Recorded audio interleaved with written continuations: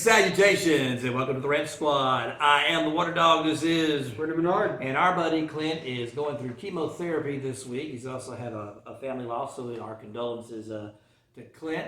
And hope he does good with his treatments. But he'll be back next week, same bat time, same bat channel. But me and Brendan are going to just rock and roll right here. We're going to go through our Week 11 surprises, and we're going to talk about it. So we're going to get started with the winning team. And I think we're going to be doing a lot of the same talking, right? Denver Broncos, brother. Denver Broncos defeated the Atlanta Falcons 38-6, and Bo Nix was 28 for 33, 307 passing yards, 4 touchdowns. And then let's also talk about that Broncos defense, which held Bijan Robinson to 35 rushing yards. Kirk Cousins, 173 passing yards and interception. They thoroughly dominated the game from beginning to end. Yeah, I think when I was really watching this game, winning team, right, is going to be the Denver Broncos. I don't know what was more surprising is, how well their offense looked or how bad Atlanta actually looked in that game. But I'm going to give it to Denver. They went out and they just beat the brakes off of Atlanta. I picked the Falcons to win the game. I thought with a veteran quarterback. They did. Denver coming off a rough loss, really that previous week, and they just proved everybody wrong. And I think it's just really going to show I was wrong about Bo Nix this year. Sean Payton and Bo Nix have really turned it around. And Denver's a really good competitor right now to make a playoff push. Yeah. Well, they're in the playoffs. If the playoffs started out, they're in there. And I don't think these things bode well for Clint's Cincinnati Bengals. Because you got Chargers and you got Broncos, and they got to get past those two teams. It was kind of like, I guess, Custer's last stand this week with me and Cincinnati Bengals.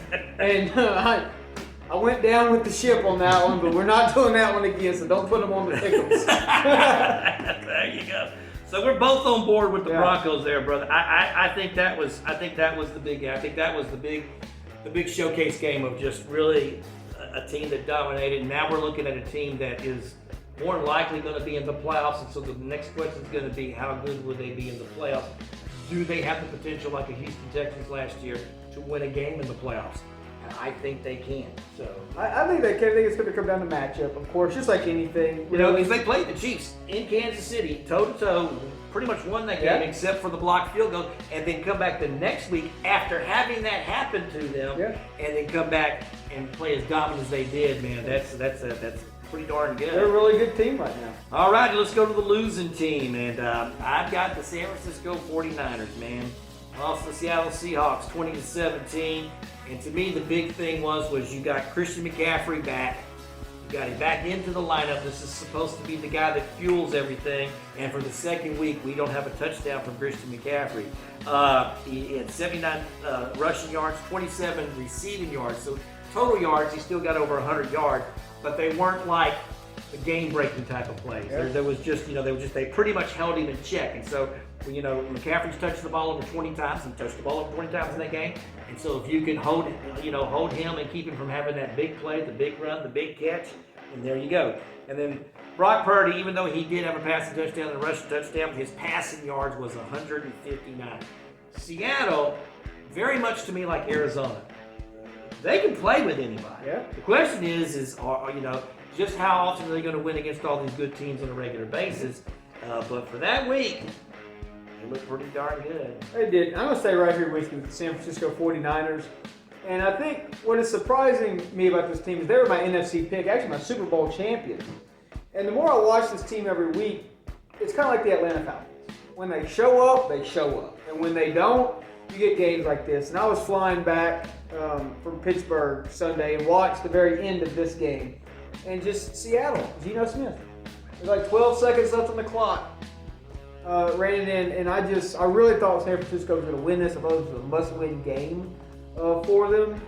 And so that's why it was just surprising to me. Because I thought Christian McCaffrey was starting to get everybody back. No George Kittle, so I don't really know kind of how that went in that. But this is a team that should have won this game. Should have won the game. They've got most of their horses. They're really almost out of excuses. And so I think at this point, because if you're asking me, it's like these teams have figured out what they're doing, especially the Western Conference. Yeah. So if you, because I mean, when you're getting beat by Seattle, Arizona, the Rams in your own division. You know what I'm saying? Over there in that West Division. Well, I think it's just years of the Shanahan run scheme, which is good. It works for a lot of other teams in the league, but it's those divisional games. Once you see them so many times, right, and you've played them so many times, you know their plays almost. And I feel like that's kind of what this division has become. Well, it's gonna get a little bit more crazier because the Rams have really stepped it up. We're going to find out next week between Arizona and Seattle which one's the real dog in that match, because that's going to be probably one of the biggest games next week. And so there you go. But I don't know anybody going into the season that would have picked San Francisco to finish last in this division. Maybe not win it, but to finish last, that's a very good likelihood right now. I don't think there's any doubt about it. I don't think there's any doubt. And here's the crazy thing. It looks like only one team is coming out of that division. Well, I think the North is so strong.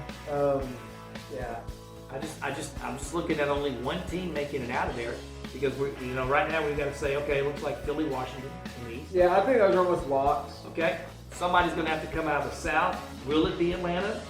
Will it be? We don't know, but will it be? And then over there in the North, you've got those horses out there. You got everybody but Chicago, I think, makes it. Yeah. To be honest, and honestly, I think probably 5 weeks ago we would have even had the Bears. I think they were 4-2. And they looked like they were promising. They've kind of fallen off the wagon, but I agree with you. The winner of that division is going to be the only one getting in. I think so. All right, let's go to best performance, man. And mine was pretty good because I watched the whole game. Once again, I said this was going to be one of the big games I watched. Typically speaking, this goes to a player, but we're not going to do that. Nope. It's going to go to Mike Tomlin. Mike Tomlin owns the Ravens, and he's owned the Ravens since Lamar's been there. The Steelers have beaten the Ravens 8 out of the last 9 times. 8 out of the last 9 times. And don't forget that last year they beat them twice with backup quarterbacks. Yeah. Twice with backup quarterbacks. The Ravens went out, they improved. They improved their team. They improved their offense, which they didn't really utilize. I don't understand why Derrick Henry isn't touching that ball 25 times a game. Why is he only touching the ball 13 times a game? But then, I don't know what it is. The Steelers, just because they stuff a few runs doesn't mean you get scared, but they own them. The Steelers are now 8-2, first place in the North Division, and now because of the Kansas City loss, this is the crazy thing, they're playing for a bye, and they play Kansas City Week 17. Week 17, they play Kansas City. That's really, to me, Kansas City's next big game, right there. And so that could be the game to play for the conference at that particular point. I mean, we're still like 5 weeks away from that. But that, to me, is going to be one of the big games. You just got to take your hat off to Mike Tomlin. He made the change to Russell Wilson when everybody says, what are you doing? And the team has just played better. Yeah. And then you still got that Steelers defense that can just stop anybody. Correct. To me, this has become a really, really scary team. It is. So what do you got, brother? And so with this one, I'm going to take the Steelers defense in this. And like I said, I was in Pittsburgh this weekend for a wedding.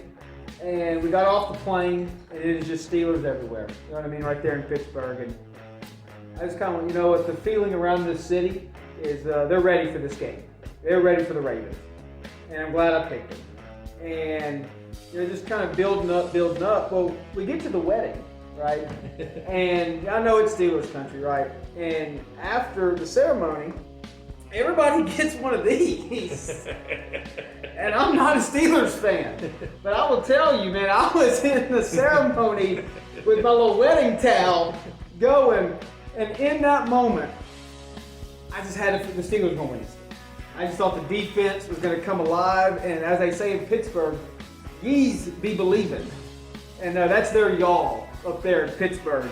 But that defense was phenomenal in that game. They held Baltimore to 205 passing yards, 124 rushing yards. You got Derrick Henry and Lamar Jackson, 124 rushing yards. That's still pretty dang good. On third down, the Ravens were 4 for 11.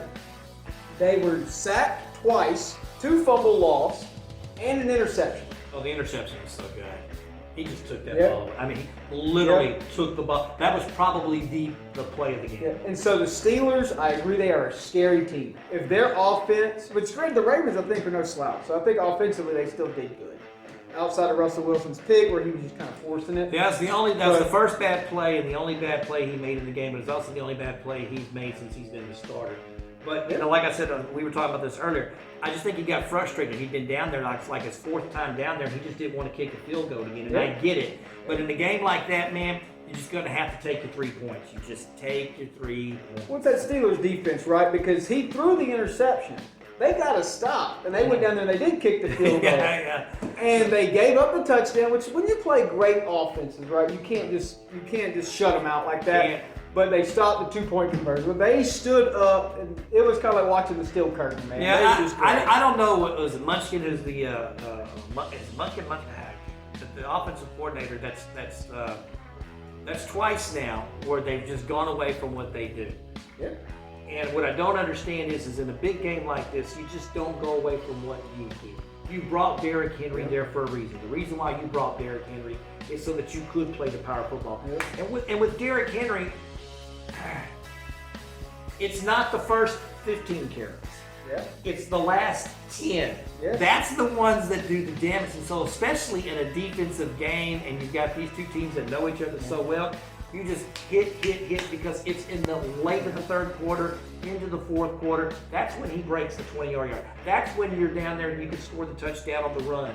And also on the 2-point conversion. Why is he not in there on the 2-point conversion? Where's Derrick Henry on the 2-point conversion? I think this has been my favorite rivalry to watch since I've watched football because it's just always been good. From the moment I started watching it till now, there is not a more offensive player I've ever seen built for this game than Derrick Henry, and I don't know where he's at. Yeah, I know. But give it to Mike Tomlin, man, because whatever he did, he must have scared whatever they were going to do offensively because all of a sudden Lamar's throwing the football and they're not running the football. Yep. So there you go. Worst performance. I'm going to do it again 2 weeks in a row, but this time I'm even going to double up. Kickers losing games. Kickers losing games. We're going to start with the first one, Evan McPherson. Bengals lose to the Chargers. He had a chance to get a go-ahead field goal. He had a chance to get a go-ahead field goal, and he missed 2 crucial kicks in that game. And to me, that's what cost the game. Even though San Diego goes down there and they score, the touchdown late on the Dobbins run, it's a whole other different game when you're playing from tied or behind. Playing tied, you've got a different mindset when you're playing, okay? But if you're behind, then there's urgency, there's forcing, there's things like that goes into the defense's favor, okay? And so to me, the Bengals can't get out of their own way. I can't tell you how many times they've lost games in the fourth quarter, and it's either been the offense, the defense, special teams. They cannot get out of their own way. Well, I said it last week. They're the opposite of the Chiefs. The Chiefs somehow find a way to win. The Bengals find a way to lose. It's one of the reasons why I have been so low on them. And when we talked about, because I was never high on the Chargers or the Bengals going into this season. But if I said I had to pick one of the two, I'm going to go with the Chargers, which is what I did. And then San Diego almost blew that game. They almost chargered it.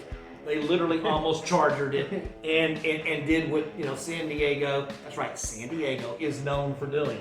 And so, it's like, there you go. My other one, Justin Tucker. Tucker missed 2 field goals that were very crucial in a low-scoring defensive battle between the Ravens and Steelers. And so, kickers, a lot of times they'll win games. It's like the Steeler kicker won. 6 field goals, made all 6. Kicking is part of the game, and if it's part of the game, brother, you better make sure that your kicker can make those kicks, especially when you're talking about, a game in these rivalry games and these division games and stuff like that. So, that was my 2. What do you got?